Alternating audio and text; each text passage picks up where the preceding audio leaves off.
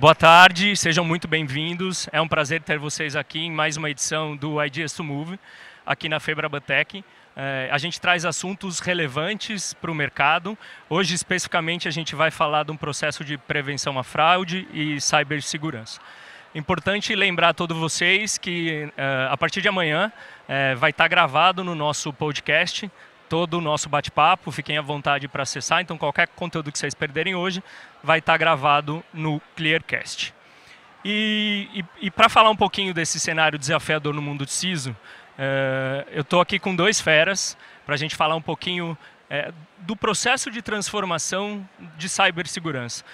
Basicamente não adianta mais ficar respondendo sobre incidentes, a gente precisa de um processo de mudança cultural na companhia, então a gente precisa engajar todas as pessoas da empresa para combater as fraudes no processo de cybersecurity. Então hoje aqui eu estou com o José Luiz Santana, o CISO do C6, e estou também com o Rodrigo Colossi, o CISO do BV. Se vocês puderem se apresentar, muito obrigado pela participação, é um prazer ter vocês aqui.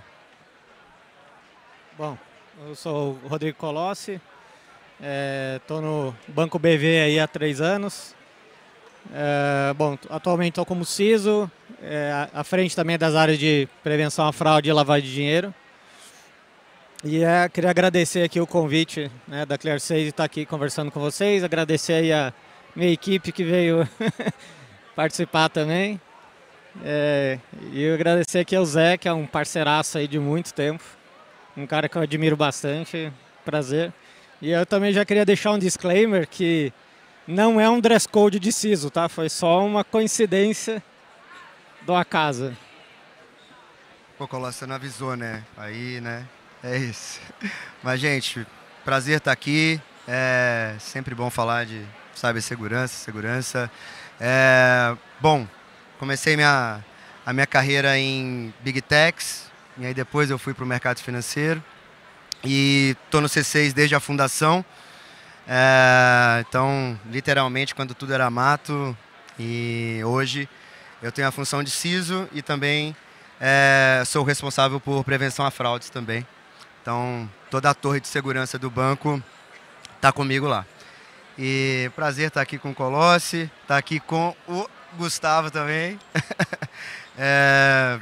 Várias jornadas com o Colossi aí, amigo de longa data.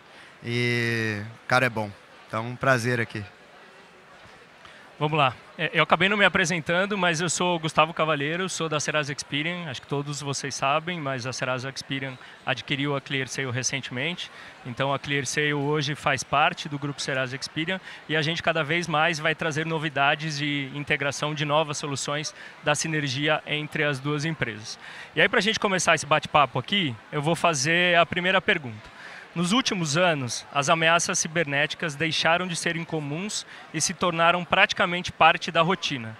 Quais são hoje os principais desafios enfrentados pelos times de segurança e o que mudou na natureza dessas ameaças? Quem começa? Bom, estou fazendo isso só há 20 anos.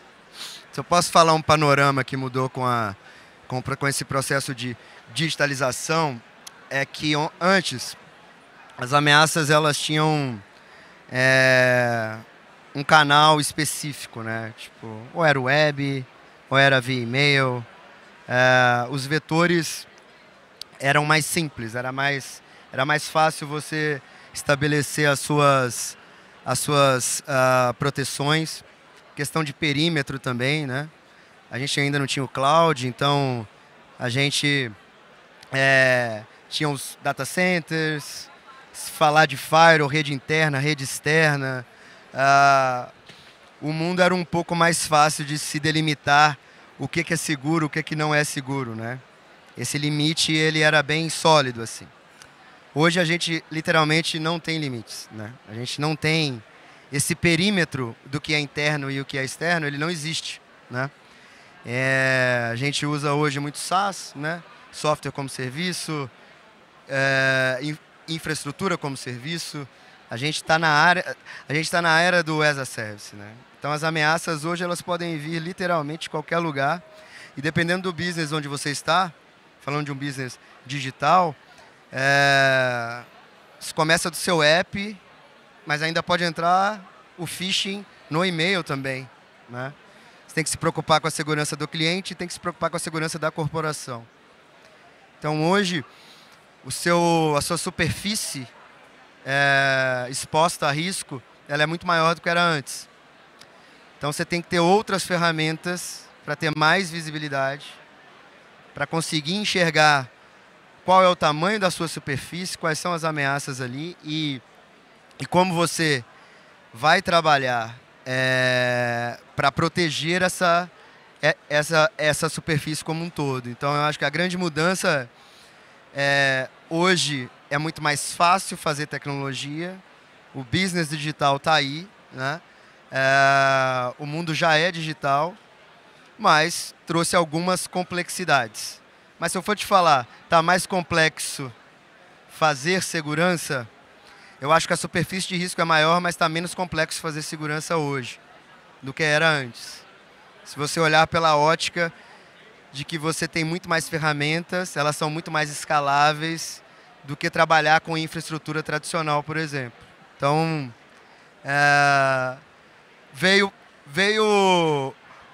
deixou mais complexo em certo aspecto, mas também simplificou do outro lado. Então, é diferente. É diferente hoje, mas não é que ficou mais difícil ou mais fácil ali. Agora você tem um novo mindset, uma nova abordagem de se fazer cyber comparado a 20 anos atrás, a 10 anos atrás. Bom, acho que complementando aqui o Zé, concordo totalmente. Quando a gente fala desse ambiente complexo, né, a gente tem que colocar em consideração, aí, como o Zé citou ali, por exemplo, SaaS, mas se a gente pensar em toda a cadeia que a gente se conecta, e muitas vezes o dado do banco, ele já não está somente no banco, né, ele está dentro de um parceiro, ou seja, a nossa preocupação ela se estende ao banco, né, ou seja, uma preocupação de vazamento de informação, hoje em dia ela não é somente mais no banco, né, ela também está lá naquele parceiro. Será que aquele parceiro está cuidando bem do meu dado? Né, será que vai ter algum problema lá? Quando a gente tem, por exemplo, no nosso caso, um business de Banking as a Services, né, onde a gente fornece também um serviço e a gente tem uma corresponsabilidade por aquela transação, por aquele dado, né, a gente pensa também, muitas vezes, é uma startup super pequenininha, com uma maturidade baixa de segurança, mas ao mesmo tempo você também tem que ter uma preocupação de qual que é o nível de segurança que ele está tendo, se ele está, né, tendo alguma fragilidade, etc. Então a complexidade disso se tornou muito grande, né? Isso inclusive apareceu no relatório do Fórum Econômico Mundial, com uma das grandes fragilidades de cibersegurança é a cadeia de suprimentos, né? Então esse hoje para mim é um dos fatores que mais, né, gerou uma complexidade fora desses aspectos aí que o Zé trouxe também.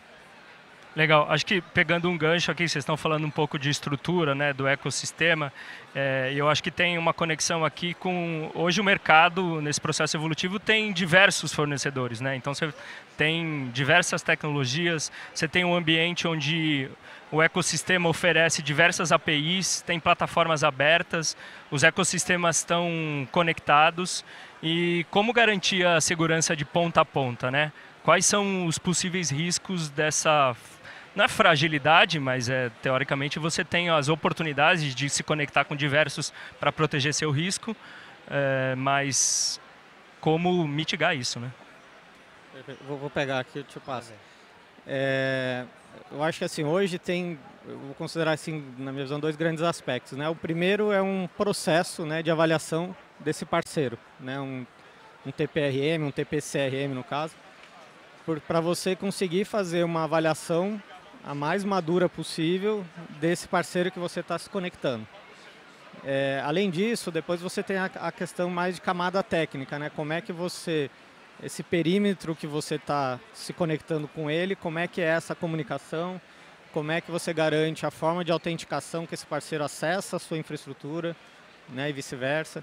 Então toda essa cadeia de comunicação e o aspecto lá do fornecedor é uma coisa que precisa, né, ser avaliada no momento que você faz a contratação dele e também, periodicamente, o ideal é que você tenha alguma ferramenta que cheque periodicamente como é que está, pelo menos, a maturidade de segurança de perímetro dele, se está tendo alguma oscilação, se está tendo algum problema, e se tiver, você atuar rapidamente para remediar aquele problema.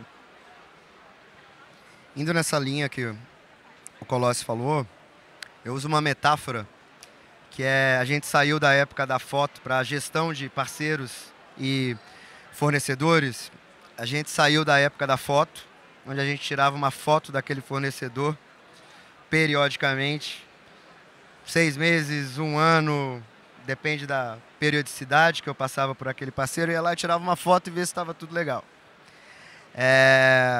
Tamanha é a integração hoje das infraestruturas e da entrega para o negócio que você tem hoje, a gente tem que ir para a época do vídeo, né? Você não vai tirar uma foto, você vai ter que ter um vídeo 24/7, 365 dias no ano, né? O ideal é que a monitoração seja feita dessa forma, né? Você não está ali vendo de 3 em 3 meses como é que está aquele fornecedor. Você está vendo todo dia como ele está. O bom disso é que com o advento do cloud, isso é muito mais fácil de fazer do que em data centers tradicionais e por aí vai. Então, acho que a chave é essa. Vamos sair da foto e vamos pro vídeo. Vamos pro, literalmente, aquele monitoramento de câmera ali, surveillance, né? Isso é uma coisa que está mudando no mercado. Era uma coisa que antes o fornecedor enxergava como uma coisa ruim. E hoje a conversa está muito mais fácil, né? A gente está realmente com uma parceria, a gente está se ajudando ali, aprendendo juntos, trocando experiências, literalmente uma parceria e não uma relação fornecedor-cliente, né? Que eu acho que é o que tem que ocorrer, né? Não existe fazer negócio sozinho hoje. Você vai perder time to marketing, você vai entregar um serviço que talvez não seja o melhor, porque você vai ter que criar tudo você mesmo. Então, fazer negócio hoje, principalmente no mundo digital, é ter parceiros. Por diversos motivos, né? Então, essa relação sobre segurança e gerenciamento de risco, ela tem que ser mais amistosa e ser vista como essa questão de parceria, não uma auditoria, né? Então, eu acho que é por esse momento de transformação que a gente está passando. Dado a missão que a gente tem, que é oferecer serviço seguro e resiliente, né? Então, é a missão de todos. Legal. Acho que pegando o gancho também, um pouco dessa questão, né, que o fraudador é muito criativo, então os ataques eles podem mudar de um dia para o outro. E olhando para uma perspectiva de futuro, você tem aí AI generativa, você tem os deepfakes, as fraudes sintéticas, os ataques baseados em engenharia comportamental. E nessa visão de futuro e até de prevenção, o que vocês enxergam como a próxima onda de riscos que o setor precisa se precaver? Olha, o mercado brasileiro, a gente tem que ter... Devemos estar, o mercado financeiro brasileiro, a gente deve estar entre os 3 mais avançados do mundo. Logo, o que o mundo está falando de deepfake hoje, a gente está lidando com isso desde 2020, né? Então, já não é uma novidade, né? A questão da IA generativa e tal, isso já está sendo usado amplamente em tentativas de prevenção à fraude já faz um tempo. Hoje, nós já temos respostas robustas a isso já. Eu acho que isso, a gente tem que estar sempre evoluindo, sempre vai ser um gato e rato, mas costumo falar que o sol brilha para todos. Como é que você combate ameaças de IA? Com IA. E é isso que a gente vem fazendo, e é isso que a gente vai fazer daqui 5 anos e daqui 10 anos, né?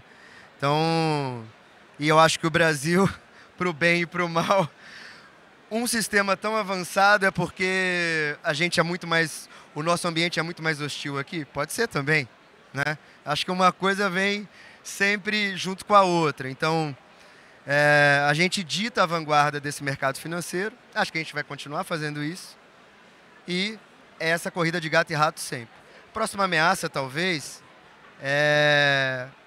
acredito que, ainda baseado em IA, mas não esse golpe, essa parte específica da biometria ou deepfake, né? Eu acho que a gente vai... processo de engenharia social, que a gente já vive hoje, nos ataques, nas fraudes. Hoje o grande problema é a engenharia social. Hoje o grande desafio da indústria é o cliente, ele está sendo ludibriado, está caindo numa engenharia social, é ele autenticando no app, é ele fazendo a biometria, é ele fazendo a transação dele. Então não adianta eu autenticar a transação. É como é que eu aviso ele que aquilo é um ataque, que aquilo é uma engenharia social. Esse é o grande desafio da indústria hoje. E eu acho que esse vai ser o grande desafio nosso para os próximos 5 anos, né? Como proteger o cliente de todas essas ameaças. Acho que só vai ser mais uma ferramenta de engenharia social para deixar mais verossímil a história. Mas o grande desafio ele já está posto e eu acho que ele vai ser dos próximos anos. Como é que eu protejo o cliente da engenharia social, sendo ele mesmo, é ele autenticando, é tudo ele, né? Então acho que esse vai ser o grande desafio aí pra gente. Acho que pegar um gancho aqui, realmente, assim, acho que eu concordo muito com o Zé, assim, essa questão de usar deepfake para burlar a biometria facial, isso aí não, uma coisa que a gente já vê há muito tempo, isso não é o problema, né? O que a gente percebe é simplesmente, sim, fica um pouquinho mais sofisticado, mas o problema ainda é a tentativa, muitas vezes, de você injetar um vídeo falso ali, né? Não o que a câmera de fato está capturando. E isso a gente, né, costuma usar a mesma técnica que a gente já usava, né? Que são proteção em camadas, né? Então, tem aquela camada que pode ter sido burlada, mas tem outra que detecta uma determinada tipo de anomalia.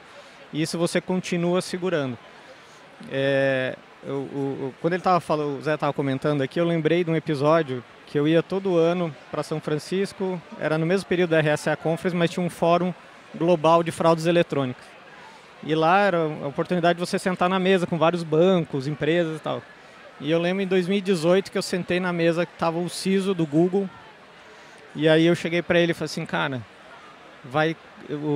lá no Brasil vai começar a ter malware para Android. Aí ele falou, hã? Mas por quê? Daí eu peguei, meu time tinha feito um videozinho do malware, né? Eu mostrei para ele o vídeo, o malware funcionando, ele... Mas por que vocês fazem isso? Eu pensei, velho, não, os fraudadores fazem muito isso lá no Brasil. E ele falou assim, mas cara, a gente nunca viu isso aqui nos Estados Unidos e tal. Eu falei assim, então, eu brinquei com ele, é que a gente é precursor nas fraudes lá, né? Então, realmente, assim, o Brasil, ele, infelizmente, é de fato um celeiro muito grande de fraudadores. Eu lembro que na mesma época eles mostraram uma estatística mostrando que a Rússia, ela tem um diferencial muito grande em criação de ransomwares e malwares, etc. A China em hardwares, né? E Brasil estava lá citado como realmente o país mais diferenciado nessa questão de ataque. E aí, complementando aqui o que o Zé comentou, realmente eu acho que hoje a questão de golpe é o que mais me preocupa, né? É o que eu vejo quando você vê assim aqueles vídeos, né, de alguém se passando por um artista, fazendo uma campanha, tal, etc. É tão real aquilo que as pessoas realmente acreditam, né? Então a questão do deepfake, de fato, ela é preocupante nesse aspecto, porque ela vai ser usada realmente para enganar cada vez mais as pessoas a caírem num golpe. E aí realmente é o que o Zé falou, no momento que ela está lá, caindo num golpe lá no WhatsApp dela, porque ela recebeu um vídeo que supostamente, às vezes era até a imagem do filho dela mesmo, falando com ela, ele mandou o vídeo de fato.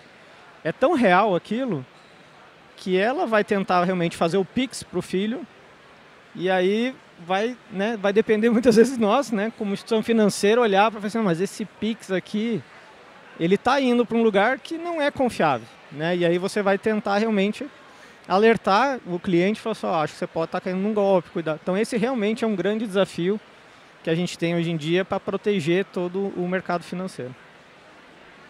Legal. Mudando... Só um claro. parênteses, hein? Corta para 2025, o fraude, o fórum de fraudes eletrônicas desse ano, a gente continua realmente... A galera tá vendo fraude que a gente viu 5 anos atrás. Então, estamos falando de um fórum com todos os bancos do mundo. E realmente a gente tem uma arte diferente aqui. Mas também a gente evolui no mesmo pace aí, né? Então é um ponto... é algo que a gente sempre vai ter que se preocupar aqui dentro. O brasileiro, ele evolui para o bem ou para o mal, né? Então no ataque Exatamente. ou na defesa a gente tem que acelerar. Bom, mudar um pouquinho de assunto, falando um pouco de pessoas, né? Segurança é tão forte quanto o elo mais fraco e muitas vezes este elo está nas pessoas. Que tipo de ação ou abordagem realmente funciona para engajar colaboradores e reduzir o risco humano de segurança da informação? Deixa eu começar essa. Acho que eu vou responder em dois aspectos, não só do colaborador, mas também acho que do cliente, né?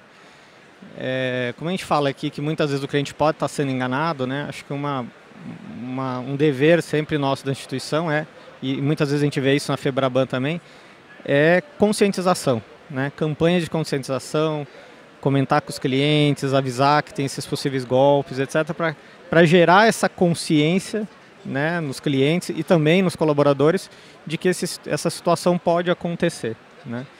Quando a gente olha para o aspecto daí já só mais dentro da empresa, o que normalmente a gente pratica lá na instituição, eu sempre comento que são dois aspectos, né? Um aspecto mais, que eu brinco, segurança digital, né, que você olha de uma maneira mais ampla toda a corporação e como é que você explica sobre questões de phishing, questões de deepfake, preocupação com informações que ela manda para fora, você tangibilizar para ela o risco, né, de que essas coisas trazem para a corporação. Então essa campanha ela é importante para que todo mundo se aculture nessa questão de risco e o risco não seja somente uma responsabilidade da área de segurança. E tem um aspecto que eu costumo chamar que é o que a gente chama de desenvolvimento seguro, né? Ou seja, como é que eu construo as aplicações já de uma maneira que ela nasça com total segurança, né? Então isso, né, hoje em dia tem esse assunto evoluiu bastante, né, desde as nossas esteiras, mas também como é que a gente prepara os times, né, de negócio, o time de engenharia, os times de QA, para que eles tenham já esse, que eu vou chamar aqui um mindset de segurança, de que no momento que ele está fazendo a atividade dele, ele olhe também pelos aspectos de segurança, né, para que isso a gente consiga fazer um trabalho, uma entrega na final muito mais segura, né? Então que é o que a gente costuma chamar de shift left, né, de segurança, ou seja, a gente traz esses requisitos, essa abordagem de segurança lá para o começo da esteira e todo mundo já trabalha de uma maneira mais, vamos dizer assim, de uma construção mais segura do produto digital. Eu vou falando cliente, sociedade primeiro, vou usar a divisão do Colossi aqui. Eu acho que todas as campanhas que nós fazemos, bancos e outras indústrias estão fazendo, assim, eu acho que é uma componente vital para a gente conseguir proteger a sociedade em geral disso que a gente está falando aqui, que são os golpes, o estelionato digital, né? Acho que a gente ainda tem um caminho a percorrer para isso, né? Eu acho que nós bancos somos bem ativos, mas eu acho que como viver no mundo digital já deveria estar sendo lecionado nas escolas. Acho que não é só um trabalho da indústria privada, é um trabalho do governo também, né? Nós, como sociedade, nos reunirmos, né, para fazer esse letramento, né? Eu costumo falar que não existe inclusão digital plena sem o letramento digital. A gente falar que houve a transformação digital e que todo mundo hoje vive no mundo digital, grande parte da sociedade ainda não sabe quais os riscos de viver nesse mundo digital, né? Então, assim, existe uma questão de letramento que a gente ainda tem que fazer muito ainda, né? Não vai acabar agora, né? A gente tem gerações aí para fazer esse letramento. Então essa conscientização é vital e a gente tem que continuar fazendo e expandir isso, né? Ir para as instituições de ensino, as crianças já saírem da escola já sabendo o que são esses riscos, né? Eu acho que falta a gente fazer isso ainda, né? E falando da conscientização para o lado da corporação e para o lado do funcionário, acho que o Colossi colocou bem aqui, eu só vou colocar uma outra perspectiva aqui que é assim, não adianta fazer conscientização segurança dentro da empresa se a alta direção não comprar que segurança é importante para a empresa, né? O melhor jeito de ensinar é o exemplo, né? Então, assim, segurança tem que ser uma coisa importante para a empresa, tem que estar na missão, tem que estar nos valores, né? É assim que você começa fazendo uma campanha de conscientização de segurança dentro de uma corporação. Se segurança não for importante, não estiver nos valores daquela corporação, não adianta qualquer programa, o melhor programa de conscientização de segurança do mundo, não vai funcionar, né? Então, começa do básico. Tem que acreditar que segurança é importante. Bom, acho que a gente passou aqui por todos os assuntos, falamos de tecnologia, falamos de pessoas, fornecedores. Eu queria agradecer, Colossi e Zé, por esse bate-papo, pela riqueza que vocês trouxeram aqui de informação de uma forma tão leve, tão fácil. É um prazer ter vocês aqui com a gente. E só para relembrar, a partir de amanhã, no nosso podcast, no Clearcast, vai estar disponível esse bate-papo. Quem quiser rever e mandar para os amiguinhos, para os colegas, para os parceiros. E eu peço para vocês deixarem o fone de ouvido e nos seguirem nas redes sociais, tanto no LinkedIn quanto no Instagram. A gente vai estar cada vez mais soltando as novidades de lançamento das soluções Clear e Serasa de forma integrada, então nos sigam para receber as informações de forma online. Obrigado, gente. Foi um prazer. Obrigado, gente. Obrigado, pessoal.